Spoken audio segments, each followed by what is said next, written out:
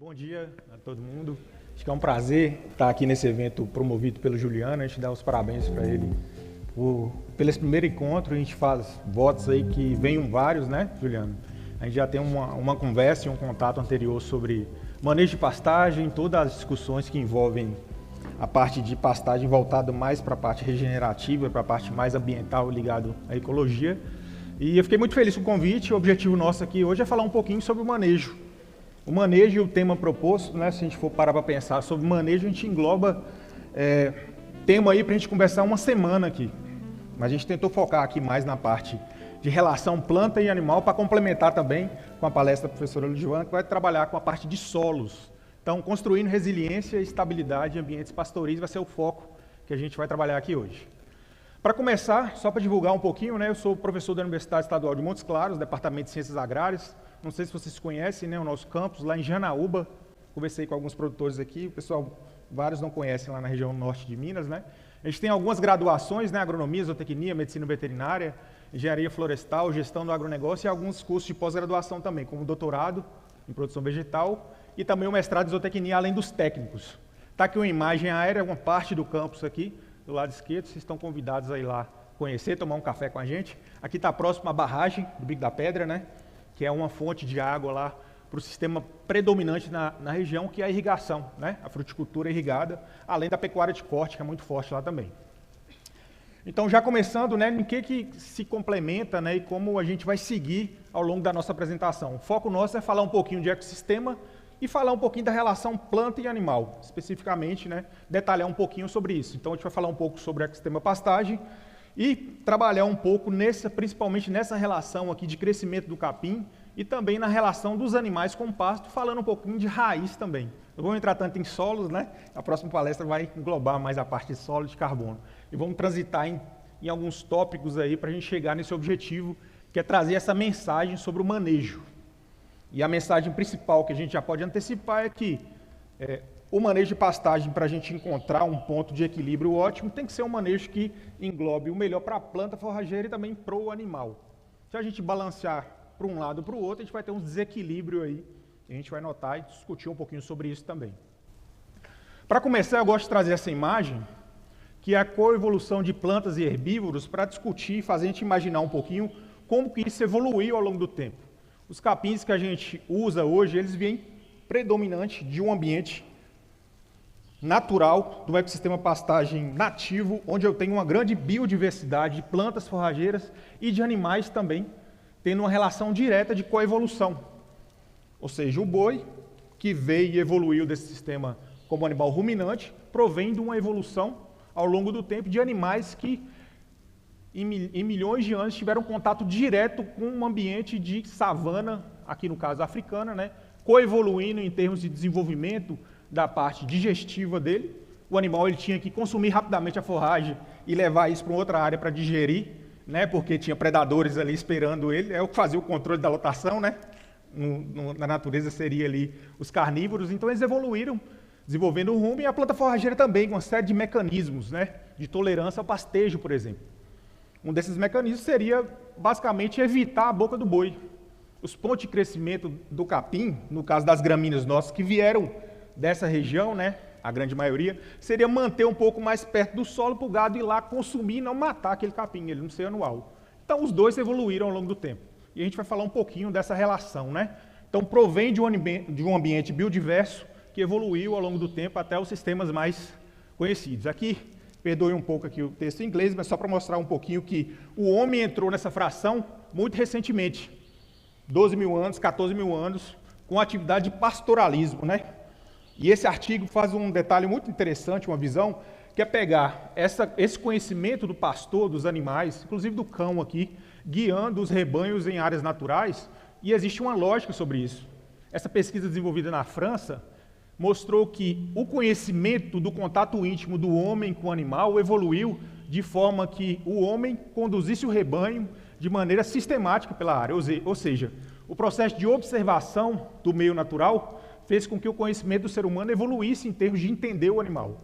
E esse trabalho sistematizou, para vocês terem ideia, né, a complexidade disso, com essa conversa com os pastores naturais, que existia uma lógica ali no rebanho, não era de qualquer forma, não tinha cerca. Mas como é que funcionava isso, né? Então, para estimular os animais a consumirem, né, em regiões com palatividade diferente, abundância diferente também de forragem, existia uma lógica no percurso aqui. Isso aí foi determinado através dessa pesquisa, então esse conhecimento é um conhecimento muito valioso, de milhares e milhares de anos. Ou seja, o pastor tinha um caminho certo, uma área-alvo, muitas vezes, que é uma área de baixa palatividade para o animal, que tem fibra, que tem forragem de menor consumo. Para que o pastor levasse os animais para essa área, ele passava antes numa área de sobremesa, que ele fala assim que são plantas mais apetitosas. Então existia uma lógica. Esse conhecimento ele foi evoluindo. Então os animais, os pastores conheciam isso, áreas para estimular o apetite, moderar o apetite, ou seja, um conhecimento que veio lá da evolução desse sistema que depois foi aprimorado. Chegando então nas nossas pastagens cultivadas, né, e aqui já pulando para sistemas rotativos principalmente, eles são sistemas potencialmente muito produtivos, porém são sistemas que são dependentes de insumos, né, dependentes de pacotes tecnológicos. Eu tenho uma potencialidade de produção muito alta, e aí vem as ferramentas mais modernas para fazer a gente colher bem essa forragem, fazer o manejo de maneira adequada. Eu consigo verticalizar a produção, porém eles são sistemas baseados e dependentes de pacotes tecnológicos, dependentes de insumos externos, né? Então hoje a gente consegue grandes produtividades, mas a gente tem que ter um cuidado para a gente não chegar nessa situação aqui. Então, para passar de uma pecuária sustentável, regenerativa, para uma pecuária extensiva é um pulo. E a gente vê isso comumente no meio rural. O produtor reforma a sua área, quem não tem um cuidado, né, e um manejo adequado da área, em poucos anos, né, 2, 3 anos, eu consigo chegar nessa situação. Uma área potencialmente produtiva vai ser uma área depois que eu vou ter problema com desempenho animal, problema também com pasto degradado, onde eu não tenho resiliência nenhuma, está aqui na imagem, né? Eu não aproveito nada da água, eu venho da região do semiárido, aproveitamento de recurso hídrico é muito importante. Então, um pasto degradado desse não segura água, não tem resiliência, fica propenso à presença aí de plantas daninhas e pragas, né, que acometem a produção e a saúde financeira, inclusive, do produtor. Solos compactados. Isso aqui é um quadro, infelizmente, comum ainda. A gente evoluiu bastante em termos de melhoria das condições de pastagem. Esse dado aqui do mapa biomas mostra um pouquinho isso, a evolução dos anos 2000, em termos de área severamente degradada, né, em estado intermediário e não degradada, a gente evoluiu bastante já, mas ainda aquém do potencial que a gente pode chegar. Então, a gente teve um aumento considerável das áreas não degradadas, diminuindo essas áreas severamente degradadas, mas a gente tem ainda uma evolução muito grande para tratar nas nossas áreas de pastagem. Esse gráfico aqui ele é muito didático, que mostra isso, em termos de vigor, né, de pastagem, a mudança aqui em 2000 para 2023, as áreas com alto vigor, elas provêm as novas áreas de vegetação nativa ainda, é um objetivo nosso, fazer com que esse quadro mude, né, que essas pastagens de médio vigor, de baixo vigor, sejam predominantes transferidas para pastagens de alto vigor, e a gente nota que a gente tem um desafio grande para isso ainda. A área de pastagem também sendo transferida aqui para a agricultura, vem acontecendo de maneira mais lenta, mas inclusive o governo tende a incentivar mais isso com alguns projetos de conversão de áreas de pastagem com potencial produtivo para áreas de agricultura também. Em torno de 40 milhões de hectares tem esse potencial, né? E vai ter recurso também do governo para isso. Quando a gente olha um pouquinho sobre a mudança de uso da terra e cobertura, um dado interessante aqui seriam os solos de uma área argilosa até uma área arenosa, e o que se migrou isso? O que a gente nota aqui nessa evolução? Que a agricultura ela está avançando mais nas áreas argilosas e com textura média, são áreas teoricamente potencialmente mais férteis, e a parte de pecuária, de pastagens, avançando nas áreas arenosas, né? Tradicionalmente, a pecuária ela sempre foi direcionada para as áreas mais de baixa fertilidade, as áreas mais marginais da fazenda, né? Isso acontece ainda, né? Então a gente vem ainda a pastagem indo para as áreas, né, aumentando as áreas arenosas no Brasil. A gente pode olhar no mapa aqui, é um desafio grande, porque eu não entro só a parte de fertilidade, que é básica e tem que ser mantida, mas também a parte de recursos hídricos é muito importante, com o desafio aí, e áreas arenosas sofrem mais. Aí é importante a gente falar do clima também. Falando de solo, clima é importante, eu chamo a atenção aqui para a minha área, né? Para a nossa área aqui do semiárido, é um pouquinho distante daqui, mas é um desafio constante, e a gente costuma falar que as áreas de desafio climático, elas estão ampliando, as fronteiras do semiárido, por exemplo, elas estão ampliando. A seca, eventos de déficit hídrico estão acontecendo em várias regiões do país. Então é um desafio constante. Nesse mapa aqui em vermelho a gente pode observar isso, regiões aqui com menos de 750 milímetros de chuva. Janaúba, lá a região onde eu venho, está chovendo nessa média, 750 milímetros por ano e muito mal distribuído. Você vê o desafio nosso de produzir qualquer alimento ou pecuária, né, em sequeiro. E aqui é o mapa do semiárido e aqui os meses com menos de 100 milímetros, né? Mais em vermelho aqui, mais de 9 meses. Então a gente tem anos lá de estiagem muito prolongada, para vocês terem ideia. Não sei se todo mundo conhece lá a região. Então a gente vai ter 7, 8 meses sem chuva e muitas vezes a chuva demora para chegar e chega na hora que a gente não está esperando, né? Que é um desafio climático importante. Além disso, alguns estudos com avaliação de imagens mostram um desafio enorme, que é a presença de aridificação nas áreas, ou seja, aridificação, que é um balanço aí no índice de aridez entre evapotranspiração e o tanto que chove, precipitação a gente nota já com essas imagens daqui do CEMADEM, que apareceu pela primeira vez áreas com clima classificado como áridos aqui na Bahia, como árido, então um clima muito seco além do semiárido. Isso também foi identificado aqui no norte de Minas, com a divisa com a Bahia, né?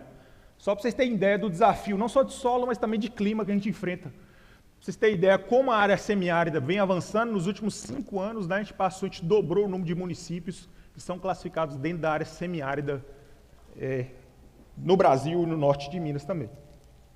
E esse estudo fala um pouquinho sobre isso, para a gente complementar a parte de clima.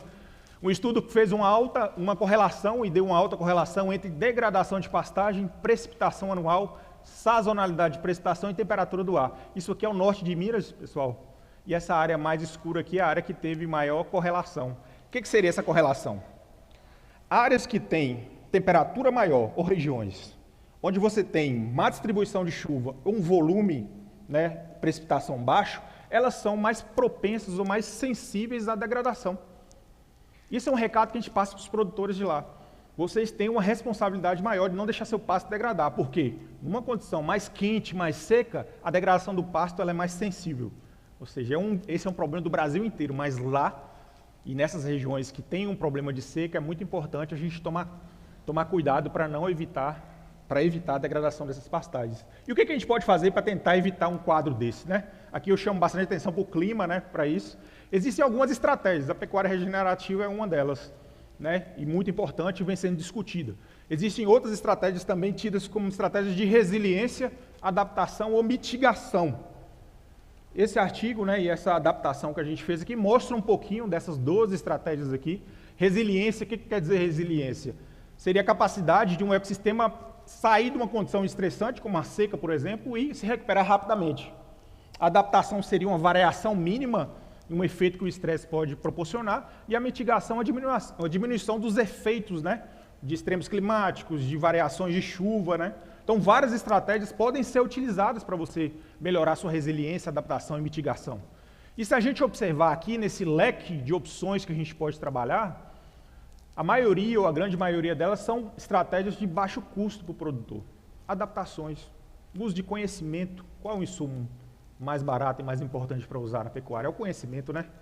E aqui, especificamente, não vai dar tempo de a gente falar de tudo, a gente vai tratar mais do manejo do pastejo, mas bioinsumos, melhorar a saúde do solo, vários outros aspectos, sistemas agroflorestais, conservação de forragem, para vocês terem ideia, mix de plantas forrageiras, espécies mais adaptadas. Porque a gente falou de clima, mas os extremos climáticos também são importantes. Em 2003 a gente teve um recorde de temperatura, né, impactou muito na formação de pastagem lá no norte de Minas, por exemplo. O produtor esperava uma chuva, vou contar o caso rapidinho. Esperava chuva ali na segunda quinzena de novembro, em novembro não veio a chuva considerável, ela veio depois do Natal, para vocês terem ideia, lá na região nossa. Então o produtor que plantou na primeira chuvinha ali em outubro, ele perdeu, a gente teve uma temperatura recorde na região, lá no norte de Minas, todo mundo que plantou perdeu a área lá. Então esse ano foi um ano muito difícil, porque os extremos climáticos impactaram aí a capacidade de formação de novas áreas. Então vamos focar um pouquinho no manejo do pastejo, que é o nosso objetivo aqui. Para falar de manejo de pastejo, é sempre importante a gente tratar esse sistema como sistema ecológico. É enxergar além da arroba produzida, enxergar além do litro de leite produzido, porque existem mais fatores envolvidos nisso. A primeira correlação que se tem que ter é sobre um melhor aproveitamento dos recursos do meio. Então, a oferta do meio que vem de maneira grátis para a gente, que é a luz, ela tem que ser potencializada no manejo de pastagem. E a gente vai entender um pouquinho disso. Muitas vezes a gente não dá muita atenção. 80% do peso das plantas vem da radiação. Então eu preciso de quê para essa radiação? Folha. E folha é o quê? É o alvo da boca do boi. Né? E tem que equilibrar sobre isso. Então as folhas fazem esse papel, né, de receber essa luz e transformar ela em carbono, e as raízes captam os nutrientes, né, que estão no solo, e a água também. Se vocês observarem a parte de água e nutrientes, o meio físico consegue reter por um tempo ela. Só que a luz não. A luz tem que ir para a folha, então você não aproveita. Então, no ambiente pastoril, a gente tem que priorizar muito aqui, lógico, tudo é importante, mas isso tudo converge, e a gente tem que aproveitar a luz que está disposta na área, vai gerar uma produção primária, né? E depois uma produtividade secundária, tudo faz parte de um ciclo. Olhar para um lado só, está fadado a gente cometer erros, né, que a gente já citou ali atrás, degradando um pouco. Então, saindo daquele sistema que a gente viu lá no início, sistema natural, de um ecossistema equilibrado, biodiverso e dinâmico, a gente começou a simplificar demais o sistema. Hoje, as práticas de agricultura mais eficientes que se tem visto são práticas que levam em conta a biodiversidade. Hoje a gente está voltando a imitar a natureza, nos sistemas de pastagem também. Então, pastagens monoespecíficas são mais sensíveis à degradação, a gente viu. O clima impacta nisso também. Então, hoje o que se busca é tentar equilibrar um ambiente produtivo, com verticalização, mas que também leva em conta todo o potencial que uma biodiversidade na área pode promover. E hoje os sistemas e a agricultura aprendeu isso, né? A pecuária está entrando dentro da agricultura, aumentando a produtividade nas áreas. Então é muito bom, o animal está aqui como um potencializador da ciclagem de nutrientes no ambiente complexo. Aí entra alguns conceitos, que são princípios, né, da pecuária regenerativa: mínimo ou nenhum revolvimento do solo, cobertura permanente, diversidade de culturas, né, manutenção de raízes vivas, integração com animais na ciclagem desses nutrientes. Isso tudo combina com um conceito da área de pastagem muito dito também, que são serviços ecossistemas. O que é isso? É pensar na pastagem além da produção de arroba, além da produção de leite, ou seja, isso aí que paga as contas é muito importante, mas eu tenho uma série de outros serviços que o pasto pode trazer para a sociedade, que são importantes, né? Regulação climática, prevenção à erosão da área, purificação da água, regulação de pragas e doenças, né? Quando o ambiente está mais biodiverso, ele está mais equilibrado, pode ser mais produtivo e pode servir com mais serviços, né, para a humanidade aqui. Então é interessante. E o nosso foco aqui hoje é falar aqui especificamente, ó, do capim e da boca do boi. É o objetivo nosso falar dessa relação. Você vê que o tema é complexo, tem muito, daria para a gente conversar aqui um mês sobre tudo, mas a gente vai focar aqui na relação animal e planta, e depois a professora vai trabalhar mais a parte de solo aí, que é muito importante. Então precisamos voltar para a complexidade das pastagens. A gente simplificou muito isso. Perdeu aquela visão do pastoralismo, né, aquele contato do animal com o ser humano, para simplificar, para aumentar com pacotes tecnológicos depois da Revolução Verde, e a gente perdeu muito em termos de complexidade. É importante que a gente volte para essas complexidades. Então, para falar um pouquinho dessa relação, a gente tem sistematizado isso que é mais da área de pastagem, só para mostrar para vocês. Variáveis ambientais impactam na morfogênese da planta, o crescimento de folha, e chega-se numa estrutura também do pasto, que a gente vai ver que é um aspecto muito importante no índice de área foliar. Essa estrutura do pasto que vai determinar práticas de manejo, ou seja, o animal responde à estrutura. A altura é um dos parâmetros que a gente vai falar bastante aqui. Mas é preciso entender que a condição ambiental influencia na fisiologia da planta, influencia na estrutura, na parte morfológica dela, e isso impacta o comportamento ingestivo do animal. Como que o homem controla isso? Através de frequência e intensidade de esfoliação, que aí já entrando mais especificamente no nosso tema. O ser humano trabalha com isso aqui, no controle do manejo do pasto. Controla a estrutura do pasto, que impacta o comportamento ingestivo do animal. O que é comportamento ingestivo? Como o animal reage àquela forrageira que está disponível para ele. Facilita ou não um bocado, facilita ou não a taxa de ingestão, que no final das contas o animal tem que comer bem essa forragem. Não adianta eu ter um pasto lá de 2 metros de altura, sendo que o gado não consegue comer aquela folha. Né? Isso aí é muito comum, o pessoal achar muito bonito, forragem muito alta, e na verdade ela pode não ser tão eficiente assim em termos de ganho de peso. Isso tudo converte em desempenho animal, produção animal por área, né? Gerando numa produção final por área dos animais. Tudo isso focado aqui na estrutura do pasto. Resumindo então o que a gente vai falar de maneira geral, temos que cuidar da planta, temos que compreender como que o animal reage a essa planta, para a gente controlar e criar estruturas baseadas no ciclo natural que potencializa o desempenho animal e potencializa a recuperação da planta constante. Isso que quer dizer e que resume aí essas relações planta-animal aqui, que a gente vai ver com um pouquinho mais de detalhe. Primeiro, para entender, eu gosto de mostrar isso, a morfologia é importante, de conhecer o capim, né? Isso aqui é o ponto de crescimento, o meristema apical do capim, né? Ele tem uma área de crescimento de novas folhas que fica dentro do broto. E é importante ter esse conhecimento que à medida que a planta cresce, ele vai evoluindo, né? A gente pode olhar aqui a altura de um capim piatã, paiaguás. Capim paiaguás com 8 centímetros de altura, o ponto de crescimento está mais próximo do solo, tá vendo? À medida que a planta cresce, aqui ela já está com 53, já quase transformando em semente aqui. Isso aqui é importante, é aquela evolução que a gente falou lá atrás, a planta evoluiu. Ela mantém esse broto, ponto de crescimento, perto do solo. O animal pode vir aqui em cima e consumir. Isso é uma evolução daquele primeiro fato que a gente falou lá atrás. Aí ela vai, lógico, crescendo, e se o animal consumir esse broto, né, a planta ela perde força na rebrota. É isso aqui que mostra. O que acontece, então, se essa forragem ela for rapada, se esses pontos de crescimento forem removidos por pastejo? Acontece isso nesse vídeo, ó, uma time-lapse de 15 dias. É uma planta de clima temperado, mas mostra um capim que está rapado e um que tem uma folha, uma quantidade de folha remanescente.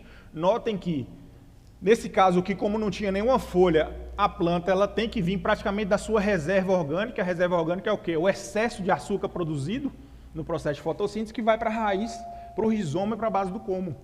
Então, uma planta que tem um índice de área foliar, ela fica menos dependente dessa reserva, ou seja, pastos rapados, desculpa o inglês aqui, mas está bem ilustrado aqui, quando os pontos de crescimento não são tirados no pastejo, a planta rebrota muito mais rápido, né?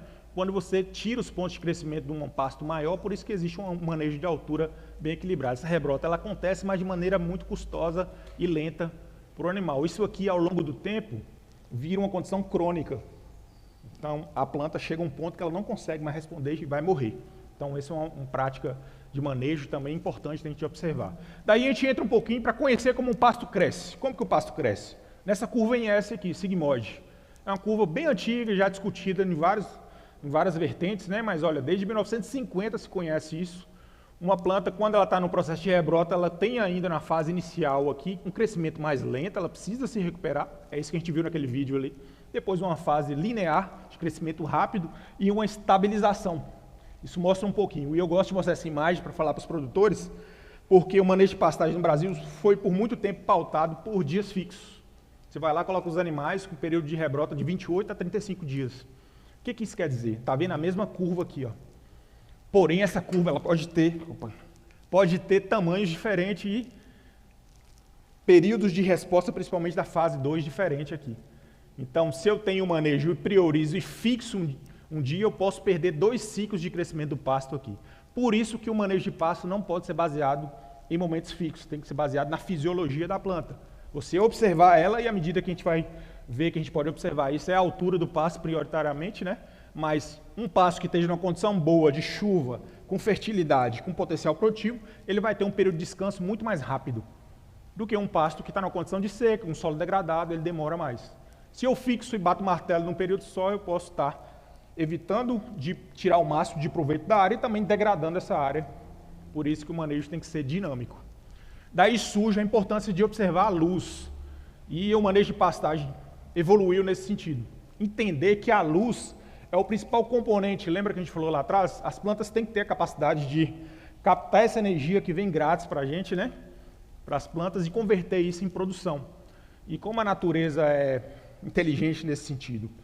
Todo capim tem um banco de gemas na base dela. Esses brotos eles ficam dormentes até que a luz entre. Como é que a luz entra? O animal pasteja. Ou seja, o pastejo animal ajuda a planta, é mais uma adaptação. Quando ele pasteja, a luz entra na base, essa luz ativa as gemas, ele rebrota. Olha o processo evolutivo, né?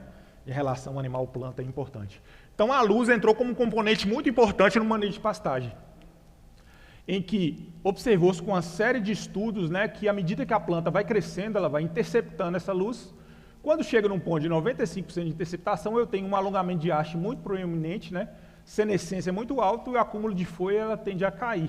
Ou seja, mesmo a forrageira produzindo muito aqui ainda, aparentemente parece que produz muito, mas ela perde qualidade, ela perde em termos de rendimento líquido de produção. Aqui está uma foto que mostra isso, é o trabalho de Mombaça, um dos primeiros desenvolvidos aqui no Brasil. 95% de interceptação, que vai dar em torno aqui de 90 centímetros de altura no Mombaça, o capim você praticamente não tem folha morta aqui embaixo. Deixou o capim crescer mais, começa a perder eficiência. Morre folha lá embaixo. E não é só isso. O pessoal está acostumado a olhar isso aqui como valor nutricional. Eu falo, olha aqui, começa a perder a qualidade. O capim vai ficando mais fibroso, né, que o pessoal fala. Mas não é só isso. O animal tem dificuldade de colher aquela folha ali, quando o pasto começa a passar desse nível. Então, um dos princípios que tem regido o manejo de pastagem no Brasil é isso. Correlacionar a luz, a interceptação de luz e esse manejo para não deixar os pastos passarem muito e sombrear muito aqui embaixo. Qual é a medida e a métrica que vai dizer isso para a gente? A altura é uma delas. Mas lembra lá, a estrutura. A estrutura é mais do que a altura. É biomassa, relação folha-como, mas a altura, e aqui está uma régua da Embrapa só para mostrar e ilustrar, que controlar a altura você garante que você está colhendo a forragem no melhor ponto. A gente fala também com produtores na área de fruticultura que existe lá um ponto ideal para colher a banana. Existe na manga, mas e o capim? Qual é o ponto? O ponto está aqui. Ó. O que dita esse ponto para mim? A gente foi no encontro lá na área de fruticultura, tem uma régua, para vocês terem ideia, para dizer que uma banana é de primeira ou de segunda. Mas e o capim? Qual é o capim de primeira? O capim de primeira é aquele que você consegue controlar a estrutura dele. A estrutura impacta muito o comportamento digestivo e o ganho de peso na área. Tem que ser uma régua dessa, professor? Não. Pode ser uma botina? Pode. A gente dando uma palestra para produtores lá no Norte de Minas, eu contei uma história, né, do professor Paulo, que ele conta sobre isso, que fala que o produtor falou assim, professor, não tem régua aqui não, mas eu tenho 2 cachorros. Um na altura de entrada e um na altura de saída. Eu posso usar? Pode. O importante é controlar a estrutura do pasto. É controlar e dar e fornecer a melhor condição para o animal potencializar a taxa de ingestão dele, que é o que conta no final do dia. E a partir de uma série de estudos se determinou uma altura de pré-pastejo e uma altura de pós-pastejo. A ciência contribuindo aí com referências de manejo de pastagem no Brasil. Isso aqui reflete tudo isso que a gente falou. Ó. A produção líquida ela tende a estabilizar, apesar de a gente achar que está produzindo muito, né? Só que a gente está perdendo muito aqui com balanço aqui de senescência e morte de tecido. Ou seja, tem que padronizar naquela altura, senão eu estou perdendo sem ver. Né?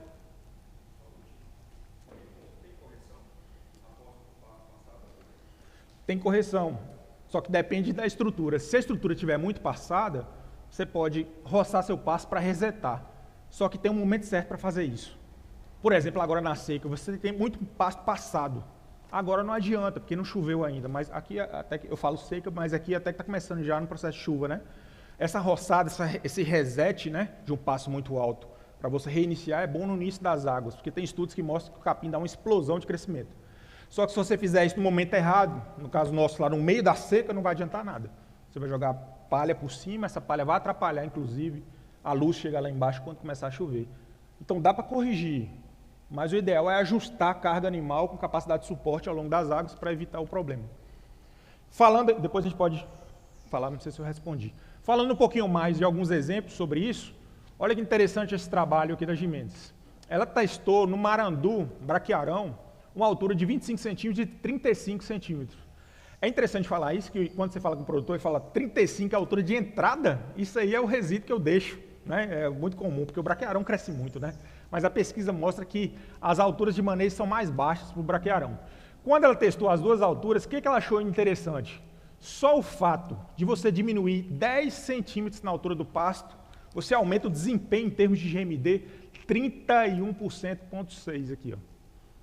Você aumenta 30% no seu ganho de peso animal quando você muda 10 centímetros na altura do capim.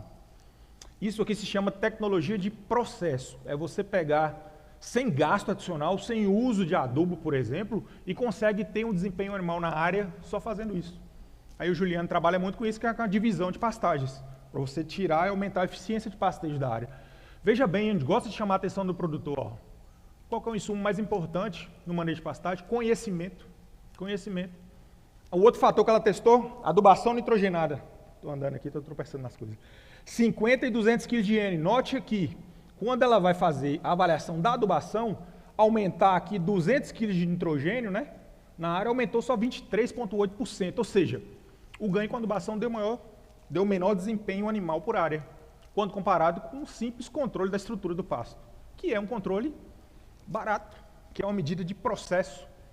Isso pode ser observado aqui quando a meta de abate dos animais foi encurtada em mais de 3 meses na condição ideal, que ele fez um fatorial e cruzou as duas informações, 25 centímetros de altura mais 200, que potencializa o crescimento, né? Antecipou em torno de 3 meses o peso de abate dos animais. Ou seja, controlar a estrutura, 10 centímetros impacta muito, 5 centímetros impacta muito nisso. Hoje está se falando mais e pesquisando mais a flexibilização da altura. Vimos lá que esse ponto máximo de 95 é o ponto que a partir daí fica ruim. Mas o pessoal está estudando agora que mais baixo um pouquinho é bom. Né? A flexibilização tem mostrado isso. Esse trabalho aqui no Capim Mombaça, e vai muito nessa teoria aqui de diminuir um pouco a altura desse limite superior, você aumenta o desempenho animal, você vai ter mais folha ainda. Isso que foi observado. Apesar de uma menor produção de massa, quando eu diminuo o Mombaça de 90 para 80, eu tenho uma produção de leite maior no capim mais baixo. 15% a mais, 2 litros a mais em média por vaca, só de você abaixar 10 centímetros na altura. Parece pouco, né, na área, quando a gente vai na área e fala 10 centímetros não é nada, mas o gado sente. O gado consegue. Isso aqui não é só o valor nutricional, pessoal. Isso aqui é taxa de ingestão, aí entra parte do animal também, que é importante. Quando a gente fala de oferta de forragem, esse gráfico aqui ele é clássico, né? É o mote lá da década de 60, onde eu tenho uma correlação entre taxa de lotação e ganho animal. Aumenta demais acima da capacidade de suporte, eu começo a degradar aquela área. O pasto vai ficando muito rapado. Isso vai ter um impacto depois na perenidade dessa área. Se eu colocar uma carga muito baixa, que é muito comum também, que a gente resolve muitas vezes com divisão, eu também tenho um maior desempenho em teoria, né, por área, e um melhor desempenho por área, um baixo desempenho, e por animal maior, né? Hoje a gente sabe que a ciência evoluiu e deixar um pasto muito passado é ruim também. Olha esse trabalho aqui conduzido com a Zevem, é uma planta temperada, mas mostra um pouquinho disso. Mesmo deixando uma oferta de forragem grande na área, eu tenho uma diminuição na taxa de acúmulo, né? Aqui a gente pode observar que quando um pasto está mais rapado, né, eu tenho uma perda aqui de quase 29 quilos de matéria seca por hectare dia, só de deixar o pasto rapado, ou seja, ele não cresce. Se eu deixar o pasto muito alto também é ruim, a taxa de acúmulo diminui, que eu tenho muita morte. Ou seja, dá para controlar a estrutura do pasto. E é importante. O resíduo, é importante o resíduo? Esse aqui é um trabalho lá no Unimontes, capim búfalo, 10 centímetros e 20, não sei se vocês conhecem o capim búfalo, um capim muito adaptado à seca lá para a gente. Quando eu rebaixo ele demais, eu dou um impacto negativo no valor nutricional. Quando eu deixo ele mais alto, o animal consome uma forragem de melhor qualidade. Apesar de mais produtivo, quando eu rebaixo ele muito, né, eu perco isso em qualidade depois. Então, o resíduo, além da proteção do solo, além da capacidade de infiltração de água no solo, retenção de água, e isso aqui é muito comum, o pessoal rapar muito a área de pastagem, né? É um cuidado que a gente tem que ter. E aqui a gente entra então na parte do animal, que é o comportamento ingestivo. A estrutura é bom a gente controlar, é importante que a gente já viu isso, mas como que o animal reage a isso, né? Dependendo da estrutura que o animal tem disponível para ele, vai ter um comportamento ingestivo diferente. Desculpe aqui pelo inglês da tabela, mas só para vocês verem que foi feito várias análises nesse experimento conduzido na Universidade Federal de Lavras, né, onde se testou o capim-marandu a 25 e 35 centímetros com 3 severidades, 3 quantidades de forragem removida. E como que o animal reagiu a isso? Vamos ver esse vídeo aqui que a gente vai entender um pouquinho. Então, nessa primeira parcela, acho que está dando para enxergar, né? Você tem um pasto com uma boa oferta, lembrando que aqui está consociado com amendoim forrageiro também. Trabalho do professor Daniel Casagrande. Então, vamos ver 3 parcelas aqui para a gente ver essa diferença. Preste atenção no animal parado, numa estação alimentar. O que caracteriza a estação alimentar? Os animais parados com as 2 patas dianteiras no mesmo local, tendo acesso nesse processo aqui de meia-lua, né, de balançar a cabeça, consumindo a forragem disponível. Aqui eu tenho uma forragem com a severidade mais baixa, tá vendo? Uma boa oferta de folha, e aqui tem uma leguminosa também, o animal gasta um tempo ali. Ele perde um tempo porque ele consegue suprir sua taxa de ingestão numa área curta, numa área sem esforço, aparentemente. Então ele consegue construir o seu bocado, o volume, a massa de bocado, e conseguir aumentar a taxa de consumo rápido de ingestão. Vai ser completamente diferente quando ele passar para esse próximo, que vai ser um pasto rebaixado e bem rebaixado, com a taxa de severidade maior. O animal rapidamente ele passa na parcela, ele tenta caçar folha, porque o foco dele é folha.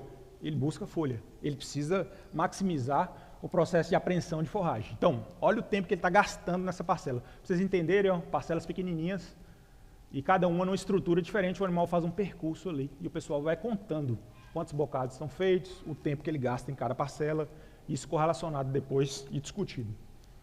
Então, olha o tempo que ele está gastando, vou descontar isso do tempo da palestra, o tempo que ele está gastando aqui. Quando ele chegar num pasto com estrutura ruim, ou seja, um pasto rapado, tem só colmo, o animal ele tenta achar alguma folha, ele não consegue, ele vai andar. Imagina isso numa área grande, ele vai andar bastante, ele vai ganhar, vai perder peso, vai diminuir a eficiência nessa área. Chegou numa parcela mais baixa, ele tenta achar alguma folha ali, ele não consegue, você vê que ele já vai andando, ele nem para, e já vai, na sequência, buscar uma outra área, porque ele não está com facilidade de encontrar folha. Então, isso que acontece na prática. Construir estruturas para que os animais maximizem sua taxa de ingestão. Ou seja, o objetivo do manejo de pastagem é pensar na planta e pensar no animal também. Nesse caso aqui, só para trazer um dado para vocês, né?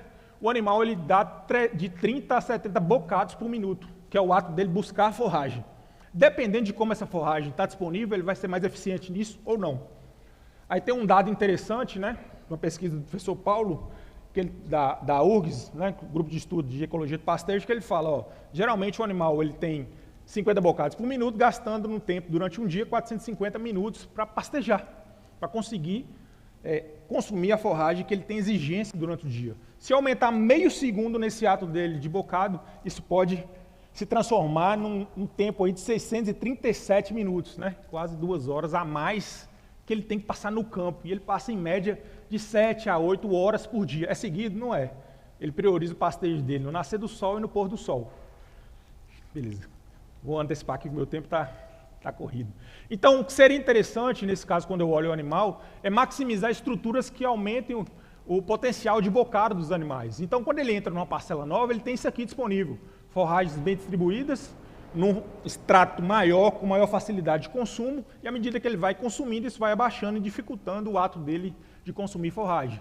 Então, os estudos mostram que forragens mais baixas, né, intermediárias, elas proporcionam uma maior taxa de ingestão, e a partir de 40% de rebaixamento, o animal começa a cair a taxa de consumo dele. Aí vem alguns conceitos também importantes, como essa foto que mostra um pouco sobre isso, a cortesia do professor Paulo, né, mostrando aqui uma oferta de forragem que os animais precisam consumir durante o dia, né, e eles têm que fazer isso, é bem didática essa foto, né, eles têm que fazer isso durante 8 horas espalhadas aí durante o dia, né, então mostra bastante que o animal ele tem que fazer esse processo de colheita da forragem num ambiente muitas vezes ruim para ele fazer isso.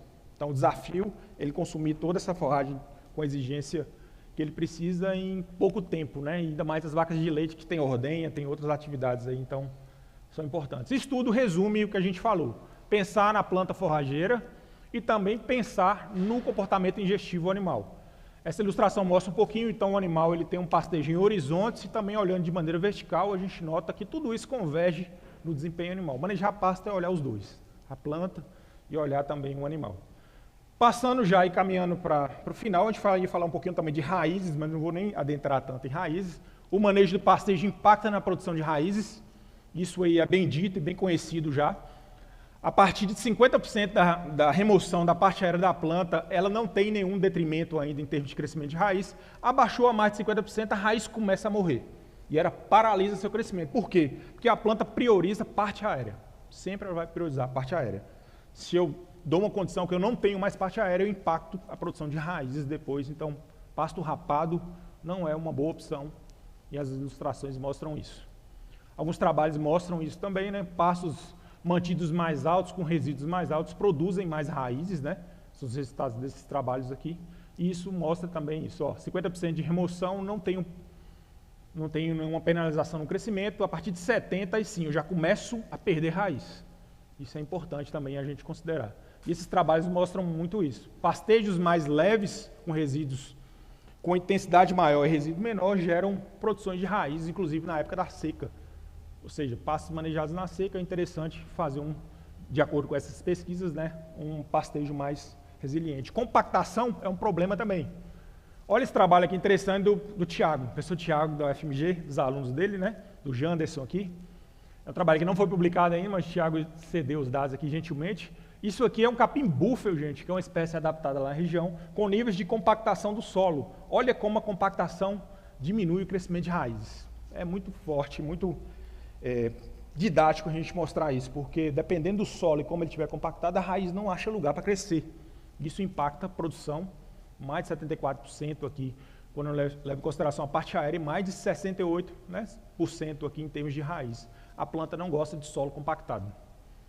A parte nutricional aqui é só para mostrar para vocês, tem que equilibrar também. Esse experimento aqui feito na EPAMIG, nutrientes, é um trabalho de omissão de nutrientes, né? Então tem tratamentos com um tratamento completo, menos o nutriente, menos enxofre, menos potássio. Olha o fósforo aqui, é o solo lá do norte de Minas. Quando eu tiro o fósforo da área, plantado na mesma época, o capim sente demais nesse caso aqui. E a testemunha sem calagem, sem fósforo e sem adubo nenhum. Olha a diferença, a mesma época de plantio. É mais para mostrar para vocês. As raízes sentem isso? Sentem. Aqui é um trabalho também feito com a parte nutricional, tirando cálcio, né? A resposta que a planta tem em termos de crescimento de raiz e também de parte aérea. Ou seja, a planta ela precisa de nutrientes, né? Não tem jeito. Aqui o potássio também ela sente bastante. O que acontece na folha quando falta potássio? Olha a raiz. Ela responde até determinado ponto, depois ela começa a não responder mais. Da mesma forma, o nitrogênio. Faltou nitrogênio, o capim fica amarelado. Tá vendo? Dá para observar, a raiz segue na mesma tendência aí. Esse aqui é um trabalho feito nosso lá com biológicos, né? Com azospirillum, testando aqui a adubação nitrogenada junto com o azospirillum, que é uma bactéria que fixa nitrogênio, ajuda na eficiência, né? E a gente nota que tem que ter adubação, tem que ter fertilidade no solo, que ela venha de forma natural e potencializada também com adubação, que um dos objetivos da pecuária regenerativa é diminuir a dependência de insumos, né? Mas a raiz responde bastante à adubação. E aqui também retratando um trabalho que a gente fez com biológicos, né? Isso aqui é uma parte do meu trabalho de doutorado. Capim búfalo, aqui a gente pode observar essa parte de cima, eles foram inoculados, eu usei 2 inóculos aqui, Azospirillum brasiliense e um fungo micorrízico. Olha o crescimento da raiz quando comparado para uma área que não foi inoculada, e aqui eu tenho pouca água, 20% da capacidade de retenção e 80%, ou seja, um solo seco, esse aqui é um solo seco, quando ele está inoculado, ele responde mais mesmo no solo seco. Dá para ver isso aqui em cima também. E a gente converteu isso no experimento, já finalizando aqui, viu, Juliano? A gente trabalha na EPAMIG, a gente fez um trabalho com capim búfalo, usando a mesma junção, adubação com azospirillum na área. Quem não conhece o capim búfalo está aqui, produz muita semente, é um capim mais tolerante que tem a seca no Brasil, em áreas tropicais, então a gente usa bastante ele lá no norte de Minas, principalmente na divisa com a Bahia, né? A gente testou essa bactéria junto com a adubação e a gente notou que ela potencializa, né, o efeito e o aproveitamento do nutriente na área. Para vocês terem ideia, aqui foi um trabalho de ferimento, choveu muito pouco no período, vedamos a área de fevereiro a junho, choveu 60 milímetros só. E a gente fez essa adubação pré-diferimento. A gente notou que o tratamento onde a gente colocou o adubo mais azospirillum, a gente teve um aumento de 43% na produção de biomassa. E esse aqui é um dado importante, né, que a taxa de crescimento foi maior, mas principalmente essa, que chama bastante atenção. Eficiência no uso da chuva. Então, eu contabilizei o tanto que choveu e vi, quando comparei com os outros tratamentos, inclusive o 50N, que é o igual, né, a gente notou, só de ter a bactéria aqui, eu aumentei 47% quilos de matéria seca por hectare por milímetro de chuva. Isso proporciona, então, uma menor sazonalidade de produção, que foi o objetivo nosso, para mitigar os efeitos da seca, né? Então, a gente notou que, quando eu fiz a adubação de alguma forma, ou inoculei ela aqui com azospirillum, eu tive uma produção muito maior do que um tratamento que eu não fiz nada com ele. Ó. Ou seja, eu consigo manejar e diminuir um pouco a sazonalidade. É um dos trabalhos aí que a gente fez. E aqui, para finalizar, só para falar com vocês que esse ano eu lancei um material, um livro com uma linguagem mais simples, principalmente para produtores, para estudantes também, para falar um pouquinho sobre tudo isso. Aqui não dá tempo de a gente falar muito, né? Então esse material foi lançado no início do ano, está aqui algumas ilustrações que eu usei nessa apresentação, estão presentes no livro, né? E eu convido vocês a conhecerem aqui, eu trouxe alguns hoje aqui, quem tiver interesse depois de conhecer, vai estar disponível para a gente popularizar um projeto pessoal, né, a ciência e tecnologia para o produtor também. Para fechar, está aqui meu grupo de estudo, né, os alunos, eles não vieram, mas a gente tem que falar que o trabalho que a gente não faz sozinho, né? Aqui a turma ajudou, os alunos de pós-graduação, os alunos de graduação, e também as empresas parceiras, né, e as empresas de fomento também na área. É importante a gente sempre lembrar também que a gente não faz nada sozinho, né?